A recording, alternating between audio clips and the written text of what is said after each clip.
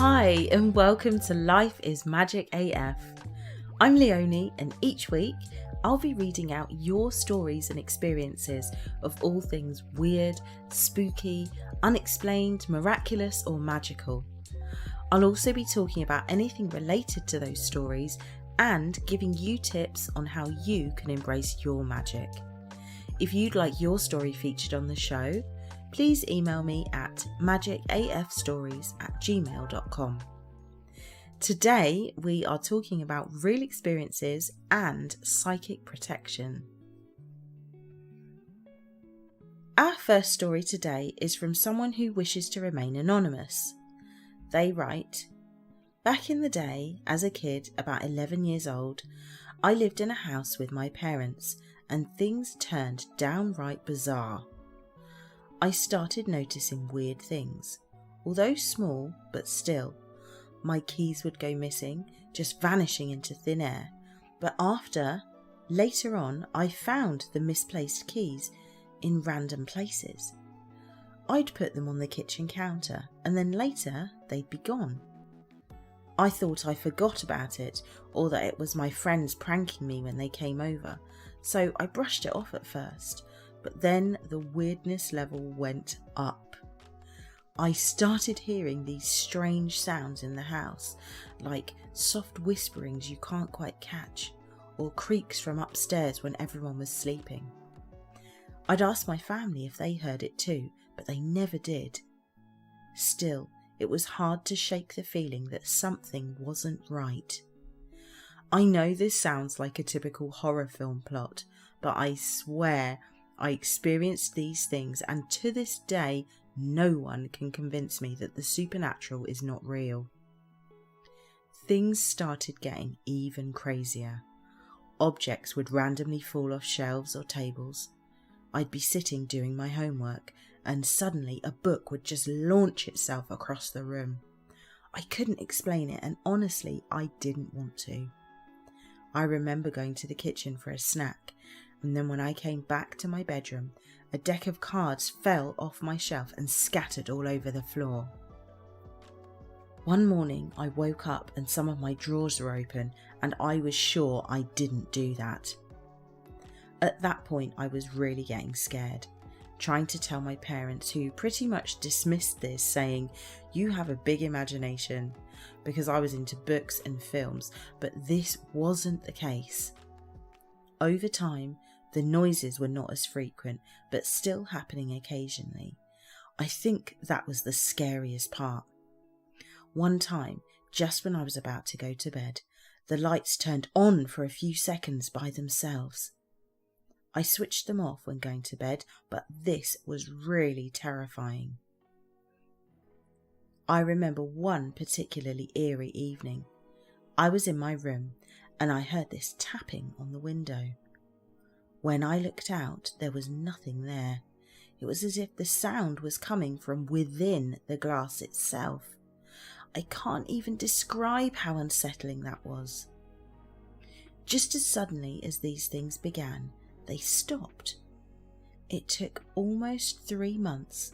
I still didn't know what the hell was happening, and to this day I remember all these things very clearly and still get chills. Sometime after all this haunting, we were with some friends and we were messing around with a stupid Ouija board, trying to call Hitler out, and that night a radio switched on suddenly. It's likely it could have been our friends pranking us, or at least I hope it was, but ever since that, nothing else paranormal has happened.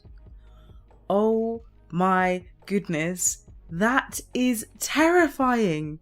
Oh my goodness, and just throwing in the Ouija board right at the end. Scary AF.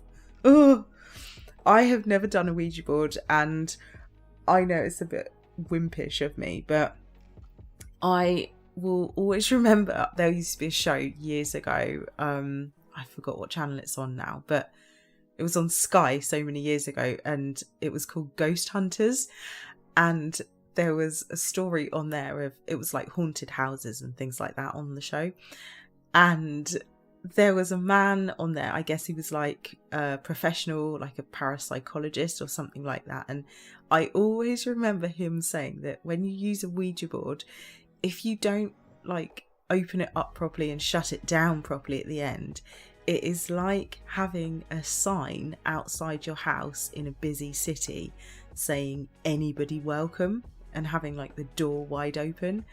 He said you might get people come in that, you know, sit down, have a cup of tea and a chat and then leave. But he said you might get someone that comes in, wrecks your entire house, does some real damage and refuses to leave. And honestly, that analogy has just stayed with me. And so I think I must have been about maybe 12, 13 when I watched that show, and that just stayed with me. And so never in my life have I tried a Ouija board. And yeah, I don't know. I don't think I would.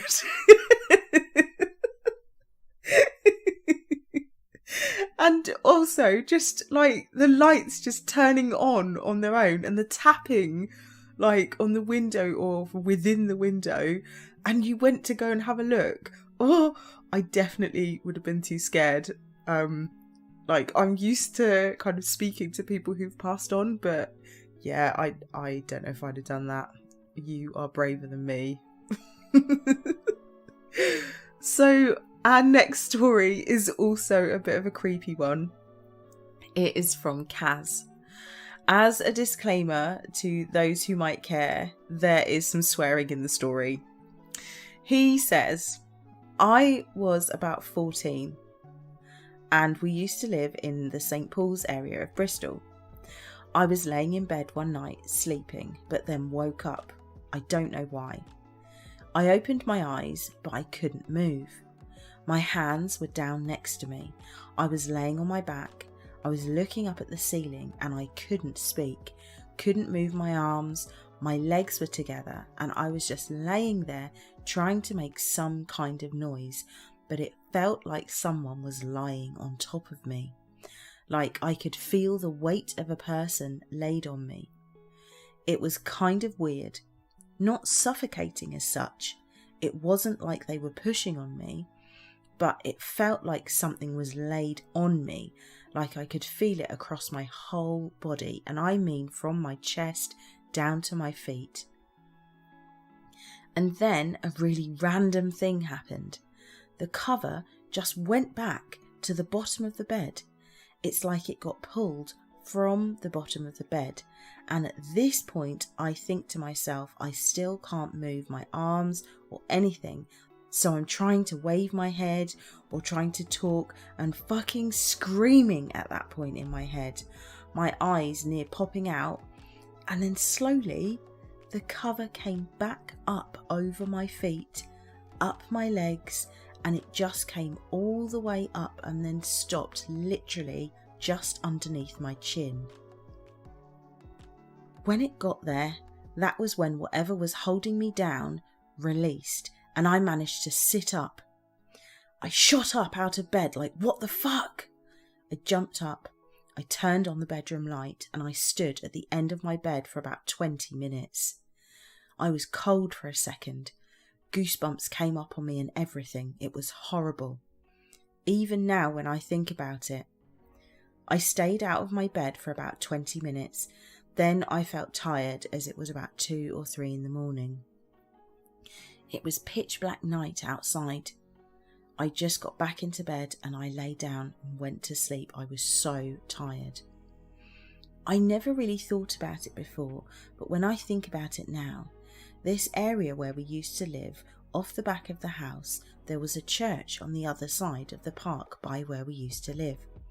So literally, if we came across the entrance to our street, there were these graves and there was even one along the path alongside it. So in the park, near to the swings and the roundabout and stuff, when you walked down that path and to the left, there was a great big headstone, a big marble one. I've never experienced anything like that before, and not again since. Never heard anything. Like when people talk about stuff moving things, I never saw anything like that before. Well, not until that night when my blanket moved. So eerie.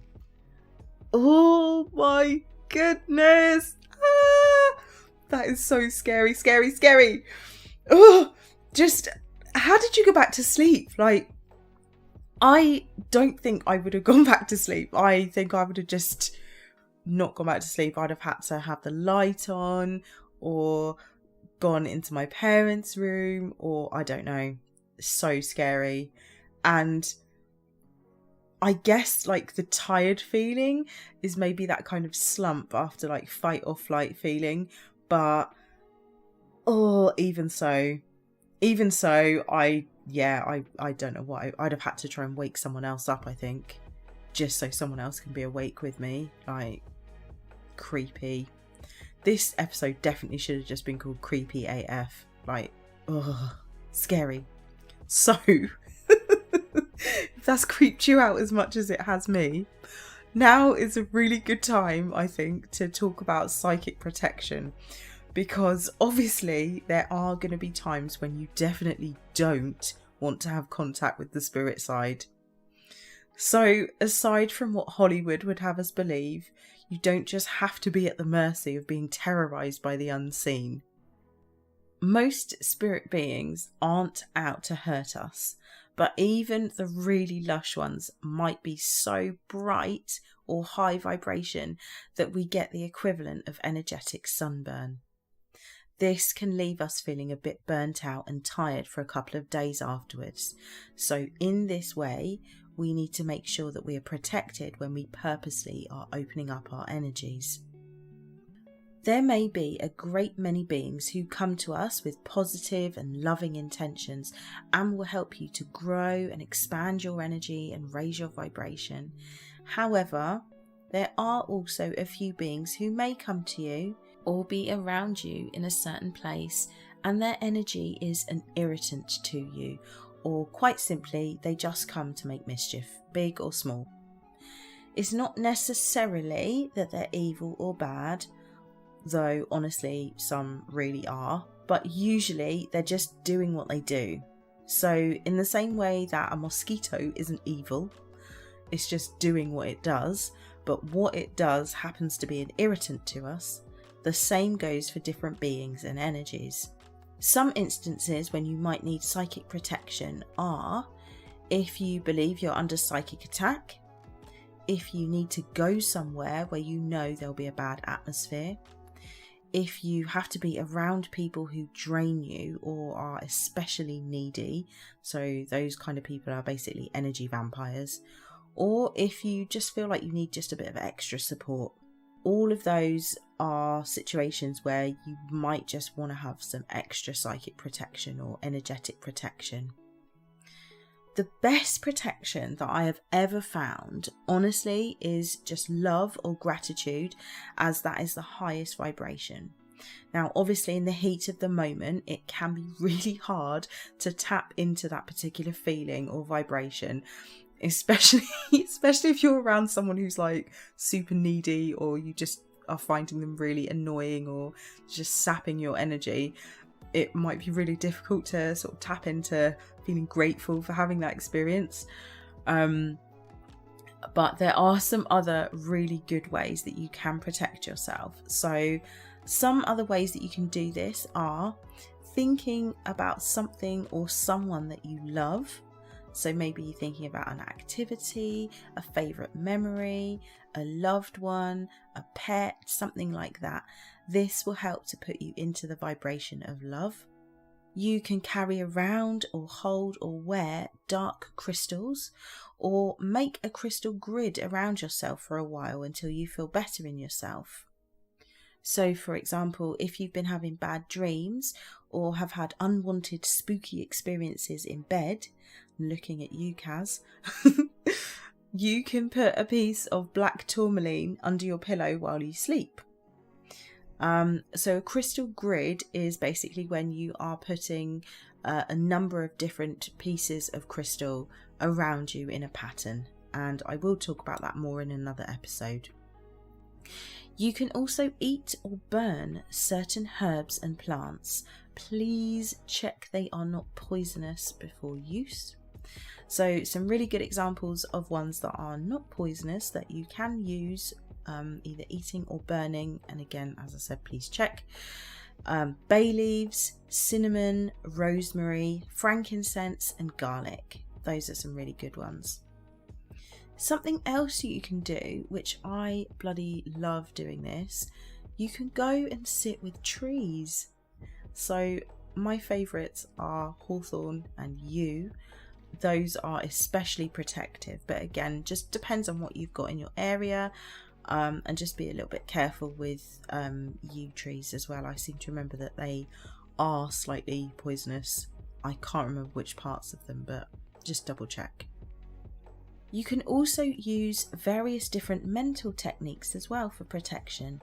So a really easy one that I tend to say to lots of people, and especially I've said this to my kids as well when they were small, just imagine an egg or a sphere of light around you.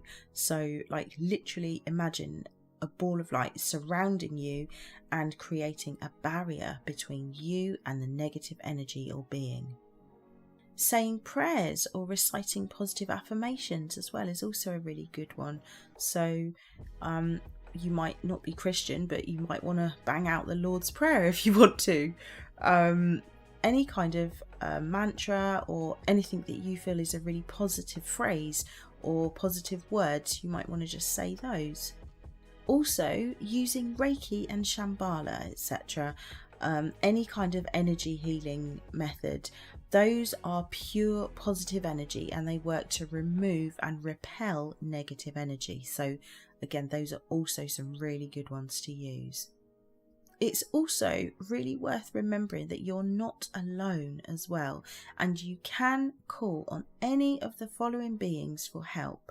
They will always come in, even if you've never worked with them before, or even if you think, oh, it's a bit silly to call in this being just for this little thing. Doesn't matter. You can still call on them and they'll still come and help you. This isn't an exhaustive list, but you can call on angels, specifically Archangel Michael and Archangel Ariel. You can call on spirit guides or spirit animals, loved ones who've passed on, including your pets. You can call on the universe, God, goddess, whatever you want to call it. You can call on your ancestors, and again, whether you know them by name or you don't know them, you can just call out to them and they'll still come and help you. You can also call on light beings. So light beings are beings who are literally made of light. So they might kind of look like jellyfish, or they might just look like stars or suns. I was trying to think like what other forms I've seen them in. They might just come as like balls of light or like orbs. Those are all light beings basically. So to have the protection of any of the above beings, you can literally just say out loud or in your head that you'd like them to step close and protect you, please. Even if you don't feel their protection immediately, know and trust that you are being protected. You should soon start to feel a loving energy around you. So it doesn't have to be like super flowery language or like, dear so-and-so, I invoke thee for protection. Like, it doesn't have to be all of that. We don't speak like that and it won't kind of come across sincerely. I have always found that just kind of speaking simply and plainly, but with respect and love, that is enough, basically.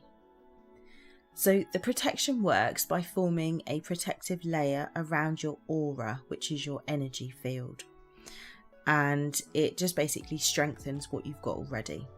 Ultimately, you have the power to protect yourself and to choose who you do or don't want in your energy.